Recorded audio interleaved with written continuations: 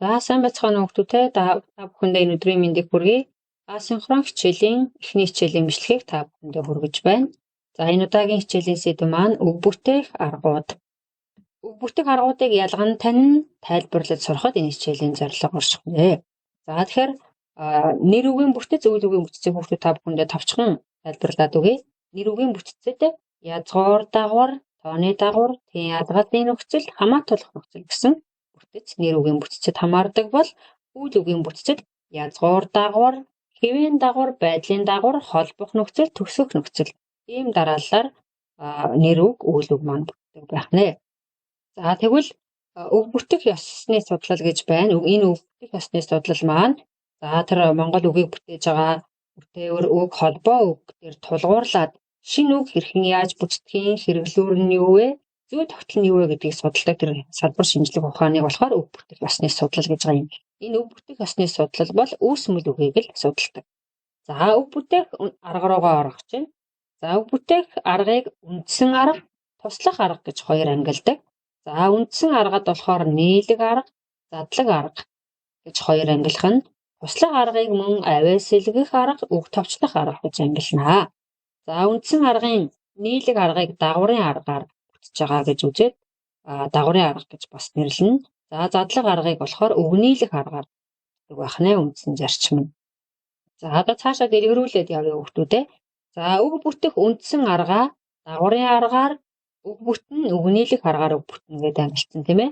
Тэгвэл дагаврын аргаар үг бүтэх аргыг дотн бас одоо ямар дагавар аваад ямар язгуураас дагавар авч үг үүсэж байгаа юм бэ гэдгээр нь бас ангилна гэсэн үг.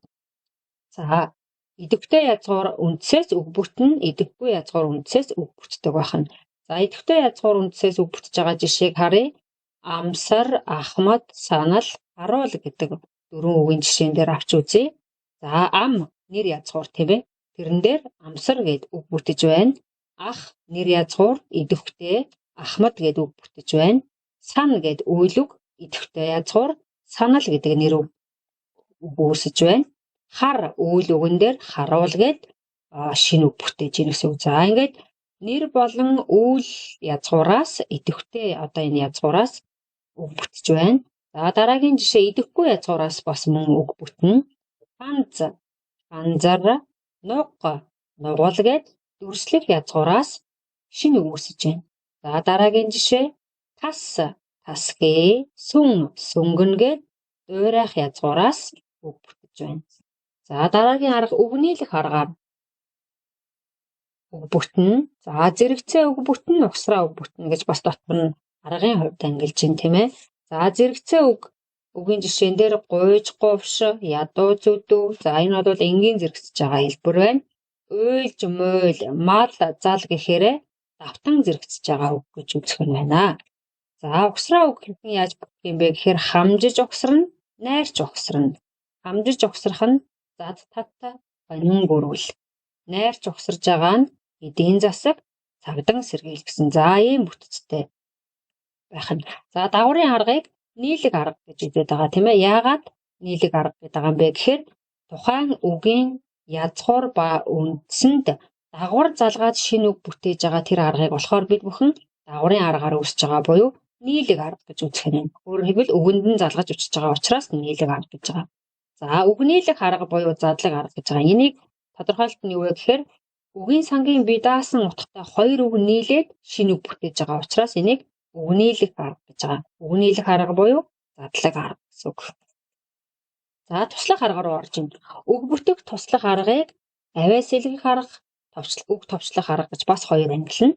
За авиа сэлгэхдээ утгаар сэлгэн, нөлөөлөн хувьсах сэлгэлтээр бас сэлгэнэ гэсэн үг.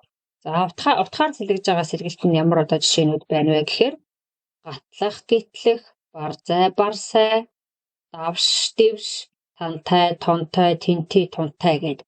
За нөлөөлөн хувьсах гэхээр алчуур гэд бид бүхэн ярьдаг арчуур гэж өчнө тийм ээ. Гагн гэдэг үгийг язгуур нь ган тэгээд наа заргаад гагн гэж байгаа гэх мэтлэнгээр ингэж тайлбарна. За султах, султах. За үг товчлох аргаар шинэ үг бүтнэ. Жишээлбэл бид бүхэн нэгтлэн бодогчийг НЭБО гэж ярьдаг. Монгол Улсын их сургуулийг МУЙС нэгдсэн үндэсний байгууллагыг нүүб энтер гэж товчлоо ярьцдаг тийм ээ. За нөгөө өдөр гэхийг нөгөө өдөр өнөөдөр өнөө өдөр гэхийг өнөөдөр өнтөргээ тавчлаа яаш. Өөрөөр хэлбэл энэ үг тавчилж байгаа арга маань бас шинэ үг бүтээж байгаа нэг арга байх нэ. За мөн түүнчлэн гадаад үг бас бүтээж одоо яадаг шинэ үг бүтээдэг. За өөрөөр хэлбэл одоо тасалбар гэхийг бид бүхэн плед гэж ярьцдаг. Дотоод засал чимэглэл гэхийг бид бүхэн интерьер загвар гэж ярьцдаг тийм ээ. За бэлэн мөнгөний ширээ гэхийг каасан дээр очиод тушаачих гэж ярьдаг. Амтны хүрээлэн гэхийг зоо парк гэж ярьцдаг. Гэх мэтлэнгээр гадаад үгийг бас шууд авч хэрэглээд ингэж үг бүтээдэг байх нэ. За зорилго руугаа буцаад очие хүүхдүүдээ. Өнөөдрийн хичээлийн маань зорилго үг бүтэх аргуудыг ялган таньж тайлбарлах зорилготой байсан. Хүүхдүүд та бүхэн хичээлээ үзээд энэ зорилгод үнэхээр хүрсэн үгийг өөртөө дүгнэлт хийгээрэй. Мөн хичээлийн дараах үнэлгээг заавал хийгээрэй.